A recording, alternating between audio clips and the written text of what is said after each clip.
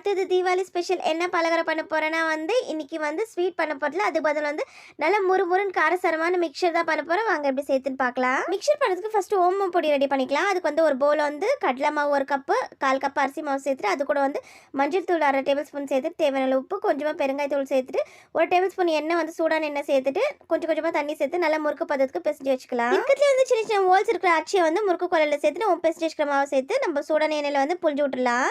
எண்ணெய் நல்லா சலசலன்னு அடுங்கின பிறகு திருப்பி போட்டு எடுத்துக்கா சூப்பரான ஓம பொடி ரெடி நல்லா கிறிஸ்பியாக. பூந்திக்கு மாவு பிசைஞ்சிக்கலாம். 1 கப்பு கடலை மாவு ஒரு பவுலில் சேர்த்துட்டு அது கூட அரிசி மாவு, கொஞ்சமாக பெருங்காயத்தூள், பேக்கிங் சோடா, அது கூட தேவையான உப்பு சேர்த்துட்டு 1 டேபிள் ஸ்பூன் மிளகாத்தூள் சேர்த்து நல்லா மிக்ஸ் பண்ணிக்கலாம்.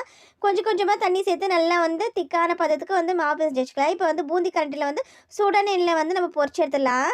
நல்லா கிறிஸ்பியான பிறகு எடுத்துக்கா சூப்பரான பூந்தி ரெடி ஆயிடுச்சு. இப்போ 1/2 கப்பு வேர்க்கடலையை சூடான எண்ணெயில் வறுத்து எடுத்துக்கலாம். அதே மாதிரி பொட்டுக்கடலையும் வறுத்து எடுத்துக்கலாம். தட்டி வச்சுக்கிற பூண்டு கறிவேப்பிலை சேர்த்து வறுத்து எடுத்து வச்சுக்கலாம். மிக்சர் பண்ணுறதுக்கு எல்லாமே ரெடி ஆகுது. ஃபஸ்ட்டு ஓமப்பொடியை நல்லா நொறுக்கிட்டு ஒரு பவுலில் சேர்த்துட்டு அது கூட பூந்தி சேர்த்துட்டு பொரிச்சு வச்சுக்கிற வேர்க்கடலை, பொட்டுக்கடலை, அதுக்கப்புறம் பூண்டு கறிவேப்பிலை சேர்த்துட்டு கொஞ்சமாக பெருங்காயத்தூள், தேவையான உப்பு, மிளகாத்தூள் சேர்த்துட்டு நல்லா மிக்ஸ் பண்ணி எடுத்துக்க சூப்பரான நல்ல காரசாரமான மிக்சர் ரெடி ஆயிடுச்சு. சாப்பிட்டு பார்த்தா அவ்வளோ சூப்பராக இருக்குது. இந்த வீடியோ உங்களுக்கு பிடிச்சதை லைக் பண்ணுங்கள், சேனல் சப்ஸ்கிரைப் பண்ணுங்கள். பாய்.